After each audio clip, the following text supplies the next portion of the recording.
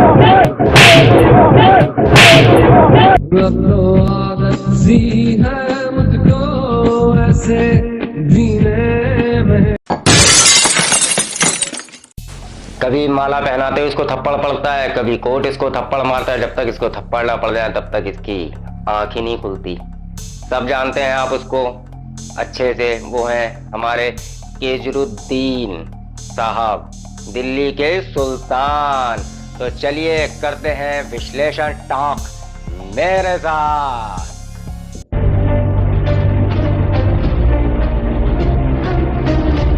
ज्ञान की अधिष्ठात्री मां सरस्वती के चरणों में नमन करते हुए मैं एडवोकेट समीर गौसाल के इस वीडियो में आपका हार्दिक स्वागत एवं अभिनंदन करता हूं। सांप्रदायिक सौहार्द बनाए रखिएगा, मेरे चैनल को सब्सक्राइब करना ना भूलिएगा, लाइक कमेंट और शेयर भी कीजिएगा मेरे वीडियो को। तो चलिए शुरू करते हैं विश्लेषण टॉक आज के केजरीवाल विशेषांक की। आप सब जानते हैं इस समय पूरा देश कोरोना वायरस के संकट से घिरा हुआ है और कायदे से इस महामारी को हमारे देश के अस्पतालों तक ही सीमित रहना चाहिए था, क्योंकि इस बीमारी का इलाज अस्पतालों में ही है।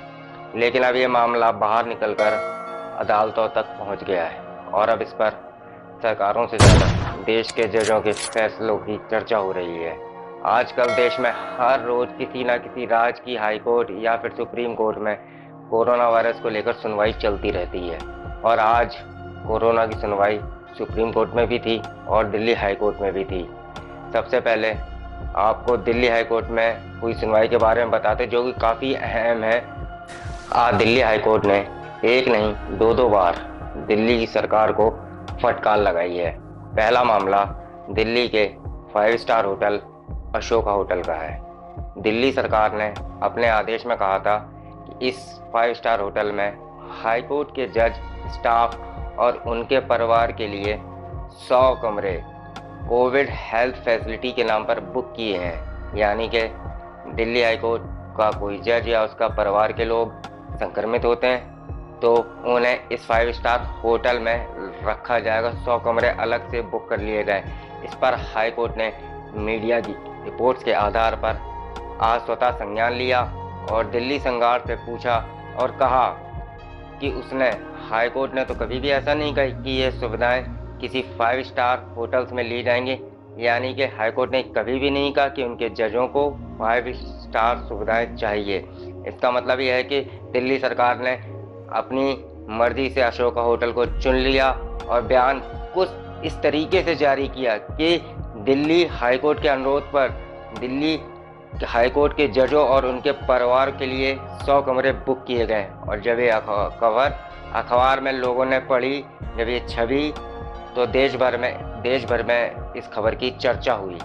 इस खबर के जरिए एक गलत संदेश देश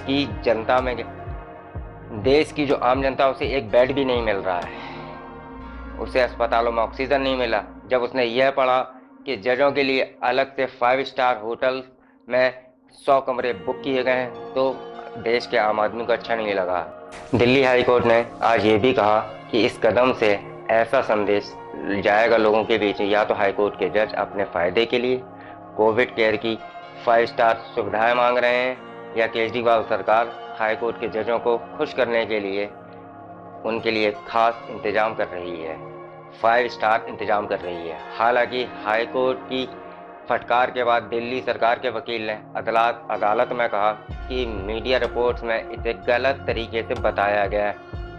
हालांकि कोर्ट ने यहाँ भी केजरीवाल सरकार को फटकार लगाई और कहा मीडिया में इस खबर की बिल्कुल सही रिपोर्टिंग हुई है और गलत तो दिल्ली सरकार का आदेश है। तो आजकल मीडिया को तो लोग जो कह रहे हैं ठीक है, लेकिन मेरा मेन मकसद ये नहीं है।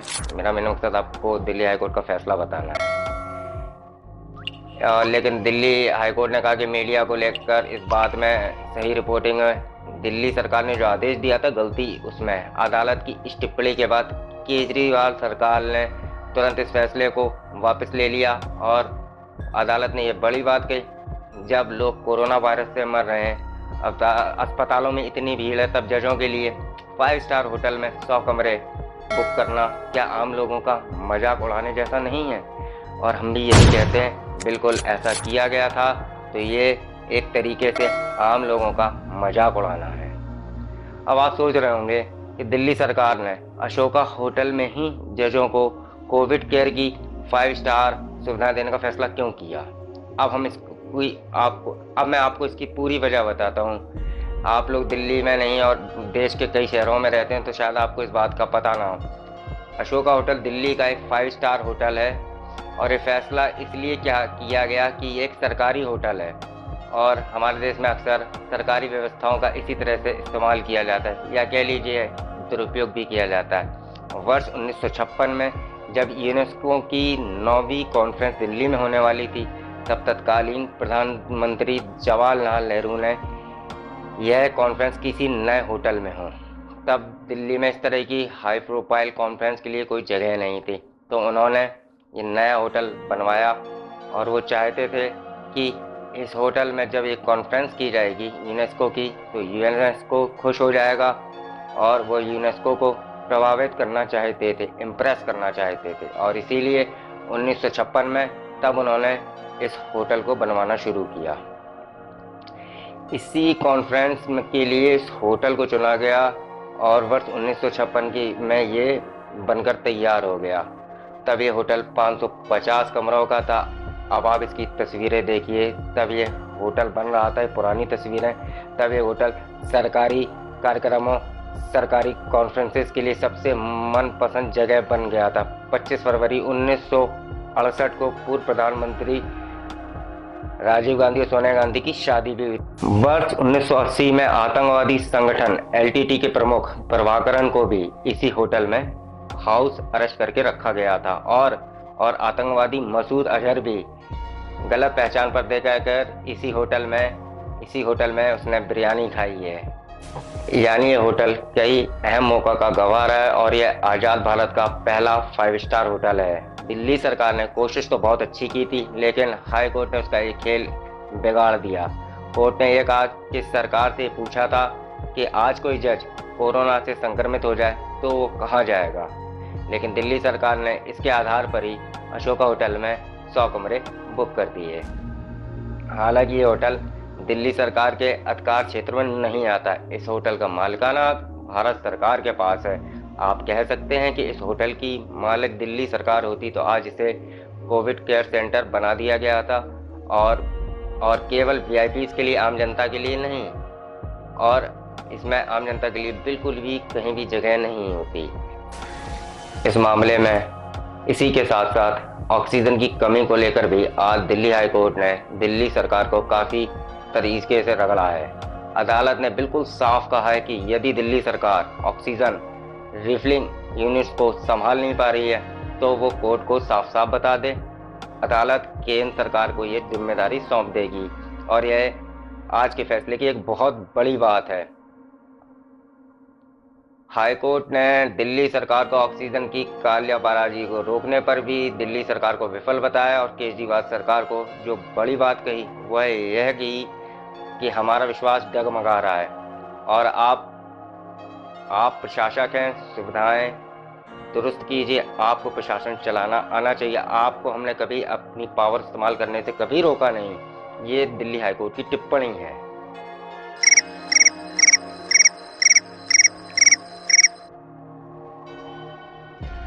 तो ये हमारे देश का एक बहुत बड़ा दुर्भाग्य है कि कोरोना वायरस को लेकर जितना भी संघर्ष है, जो लड़ाई है, ये असल में डॉक्टरों की लड़ाई थी, ये हेल्थ वर्कर्स की लड़ाई थी, अस्पतालों की लड़ाई थी, आपकी और हमारी लड़ाई थी जो लोग इससे संक्रमित हैं। लेकिन ये लड़ाई जब ठीक से हमारे देश की सरकारें संभाल नहीं पाई तो ये लड़ाई अस्पताल से निकलकर अदालत तक पहुंच गई और अदालतों को इसमें हस्तक्षेप करना पड़ा रहा है, निगरानी करनी पड़ रही है। और आप सोचिए, चाहे ऑक्सीजन की कालाबाजारी हो, दवाइयों का उपलब्ध न होना हो, कोविड की फैसिलिटीज़ की बात हो, हर चीज़ में आज अदालतों में सुनवाई चल रही और अदालतों को इसमें हस्तक्षेप करना पड़ रहा है, जबकि इस देश की जनता ने अपने अपने राज्यों में वोट डालकर अपनी सरकारों को चुना था, अपने विधायकों को चुना था, सांसदों को चुना था, सरकार को चुना था। लेकिन आज भी ये सारे मामले अब तो सुप्रीम कोर्ट में है या फिर हाई कोर्ट में है। यहाँ तक कि अस्पतालों को भी ऑक्सीजन लेने के लिए, सुविधाएं लेने के लिए आज हाई कोर्ट में जाना पड़ रहा है और अस्पताल भी सीधे हाई कोर्ट पहुंच रहे हैं। ये हमारे देश में एक बिल्कुल नई बात है और ये अब से एक नई परंपरा की शुरुआत हुई और कोई बहुत बड़ी बात नहीं है। इसके बाद मरीज उसे ऑक्सीजन ना मिले, दवाई ना मिले, बेड ना मिले, हो सकता है कुछ दिनों के बाद ये मरीज भी सीधे हाई कोर्ट में जाने लगे और हाई कोर्ट से कहने लगे अब तो आप ही हमें सारी सुविधाएं दिला सकते हैं, बेड दिलवा सकते हैं, दवाई दिलवा सकते हैं, आप ही हमें ऑक्सीजन दिला सकते हैं। सोचिए अगर ऐसा होने लगा तो इस देश में फिर क्या होगा? फिर इस देश के चुने हुए विधायक क्या करेंगे, चुने हुए सांसद क्या करेंगे, राज्य सरकारें क्या करेंगी और केंद्र सरकार क्या करेगी? आज सुप्रीम कोर्ट में भी कोरोना की सुनवाई हुई। सुप्रीम कोर्ट ने सुनवाई के दौरान 3 बड़ी बातें कही हैं जो आप सबको पता होनी चाहिए। पहली ये, अलग अलग राज्यों की हाई कोर्ट को अपने अपने राज्यों की स्थिति पर नज़र रखनी चाहिए कि वहाँ पर चल क्या रहा है। सुप्रीम कोर्ट ने कहा है कि हम इस राष्ट्रीय आपदा की घड़ी में मूक दर्शक बने नहीं रह सकते हैं और सुप्रीम कोर्ट ने केंद्र सरकार से भी अलग अलग राज्यों में वैक्सीन के दामों को लेकर, अंतर को लेकर भी जवाब मांगा है कि वैक्सीनों के दाम केंद्र सरकार के अलग हैं, राज्य सरकारों के अलग हैं और प्राइवेट अस्पतालों के अलग हैं। ऐसा कैसे हो सकता है? इसका भी जवाब मांगा है और सरकार को इसका जवाब देना ही पड़ेगा क्योंकि एग्जैक्टली जो वैक्सीन एक ही है वो अलग अलग तरीके से, किस तरीके से उसके दाम हर जगह अलग अलग हैं। ये लड़ाई हमें और आपको साथ मिलकर लड़नी है। र्यूमर्स मत फैलाइए, सकारात्मक रहिए, नकारात्मक ऊर्जा को अपने आप से दूर रखिए। मेरा मेन मकसद आपको ये हाई कोर्ट का और सुप्रीम कोर्ट का ये फैसला भी बताना था जो कि आज इस दिल्ली की घटिया सरकार के ऊपर, जो कि कभी लाइव आ जाता है बिना बताए प्रोटोकॉल तोड़ते हुए, मतलब उसकी हरकतें बिल्कुल ऐसी हैं कि उसे इस चीज़ से कोई फ़र्क नहीं पड़ता और बाकी दिल्ली वासियों ने अपनी सरकार चुनी है तो वो भी देख सकते हैं कि क्या हो रहा है। बाकी जहाँ जो गलत है वो गलत है, लेकिन मैं तो बस इतना और कहना चाहूँगा अपने वक्तव्य में कि ये कोरोना जो है किसी के बस में नहीं आ रहा है, आपके और हमारे बस में ही आएगा। तो हमें जितना समय अपने घर पे दे सकते हैं दें, मास्क लगाएं, उचित दूरी का पालन करें यानी कि 2 गज दूरी का पालन करें, सोशल डिस्टेंसिंग बनाए रखें। ये आपके लिए और हमारे लिए बहुत ही उचित होगा और इसके अलावा कोई रास्ता नहीं है क्योंकि राजस्थान में भी कांग्रेस की सरकार है, वो भी नहीं रोक पा रही है। दिल्ली में अश्लील आदमी व पार्टी की सरकार है, वो भी नहीं रोक पा रही है। ना ये जज को छोड़ेगा, ना ये पुलिस को छोड़ेगा। हर जगह अलग अलग सरकारें हैं लेकिन वो नहीं रोक पा रही हैं। तो सीधी सी बात है, इसको हमें और आपको मिलकर ही रोकना पड़ेगा। हमें और आपको ही इसकी लड़ाई लड़नी पड़ेगी। तो कैसा लगा आपको मेरा ये विश्लेषण, कैसी लगी मेरी आपको ये विश्लेषण टॉक बताना ना भूलिएगा। इसी की तरह विश्लेषण करने के लिए मैं आपसे मिलता रहूंगा। इसी के साथ मैं लेता हूं आपसे विदा। स्वस्थ मस्त व्यस्त रहिए, सावधान सतर्क सुरक्षित रहिए। नमस्कार, जय श्री राम, जय महाकाल, वंदे मातरम, भारत माता की जय। मित्रों।